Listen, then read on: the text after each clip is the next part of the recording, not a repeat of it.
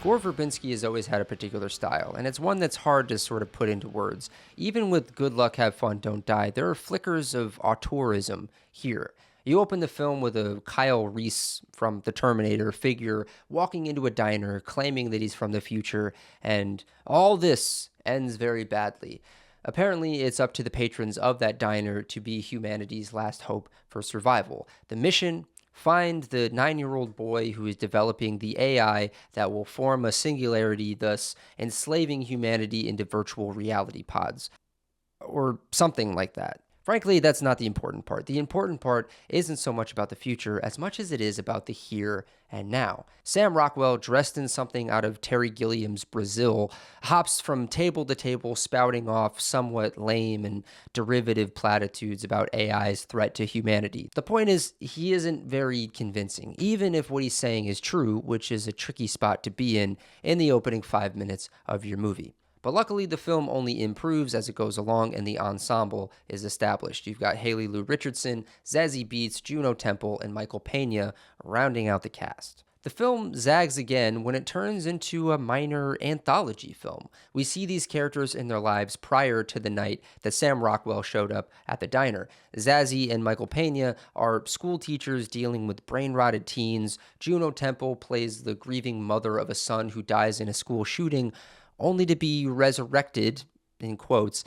into a clone body that occasionally gives you an ad read. And Haley Lou Richardson plays a woman allergic to technology whose boyfriend gets smitten by a virtual reality helmet and abandons their life together. The anthology stories, interspliced with the whole stopping the singularity plotline, play like slightly more off-kilter and humorous versions of some half-baked Black Mirror episodes.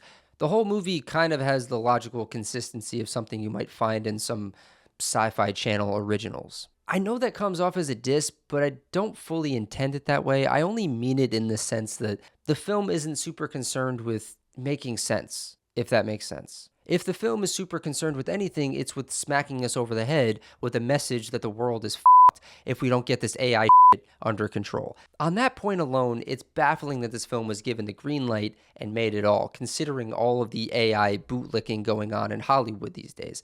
I mean, watching this less than a week after the Super Bowl, where we were just inundated by a dozen vague-ass commercials for AI products, was a little bit of a jarring experience. And even at my screening, there was a Claude commercial that played right before all of the trailers. Like, AMC, come on, read the room.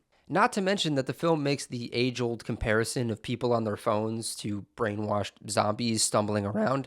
And in my theater, while I watched this movie, there were 2 separate people who would not stop checking their goddamn phones and sending the occasional text. The film might be on the nose, and I know we bemoan that a lot, but again, it isn't wrong. Now, back to what I said at the beginning, that Gore Verbinski has a hard-to-pin-down auteurist touch to him. The Terry Gilliam comparison is a little bit apt, given the messiness of the staging, the costumes, the overall cynicism of the film. It's less staged and choreographed than something like Pirates of the Caribbean or The Lone Ranger or Mouse Hunt, a personal favorite of mine, and kind of feels like it's bumbling its way to the conclusion. But that doesn't stop it from being an enjoyable time the whole way through. And it has a few eyebrow-raising moments every 30 minutes or so. The laughs keep coming the whole way through, which is a feat when the subject matter for the film hits so close to home and is as dour as it is here. Even taking something like the subject of school shootings and finding a way to make us laugh is pretty impressive. There is a sequence during the Juno Temple flashback where she's at a support group of sorts with other parents who have cloned their dead kids. One set of parents tells her that this is their 4th go-around, and now they're just having fun with the cloning process, making a kid that makes them laugh and is a practicing Muslim, just for shits and giggles. Even when scenes are deeply absurd like this, they're reflections of humanity's increasing lust for entertainment in all areas of our lives. Whether it's scrolling on TikTok until your eyes bleed, or strapping on a virtual reality helmet to experience a perfect world, or curating the personality of your cloned dead child so you don't have to experience the suffering anymore, it's all toward an end result that's founded on a lie. By the end of the film, which I'm not going to spoil in this video, the concept of denouncing AI for its dishonesty becomes a major focal point. Almost 30 years ago, Cypher from The Matrix went on a whole rant about not giving a shit if the stake is real or not. And there's this strange sense, maybe you could feel it too, that society today is starting to agree with Cypher from The Matrix. And that's a scary thought. Importantly, this film was a bit frustrating because it felt like it was oscillating between the urgency of something like the mad as hell speech from Network or that news interview scene with Leo in Don't Look Up, two truly effective scenes that get their message across, and with something with a little bit less bite, something more old man yells at cloud. And it's so equally frustrating to feel that way because even the old man yells at cloud version is a worthy critique of the direction that society is headed. It just isn't as effective at getting the feeling across. Rather than the despair that comes with the reality of thinking about AI's future impact, it takes more of a middle finger approach. As someone else on Letterboxd put it, artificial intelligence's impact may be inevitable, but some of us gotta go out swinging. This film feels like a you to AI with about as much bite as someone throwing an egg at a tank.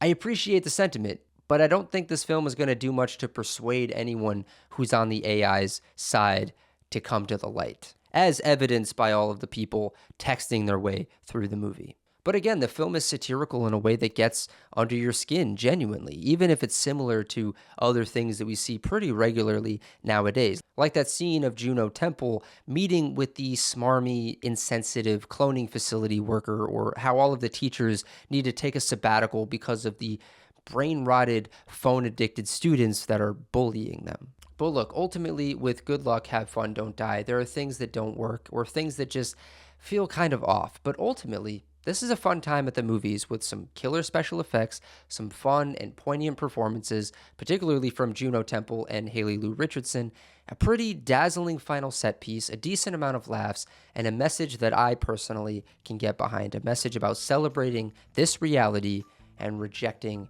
any other.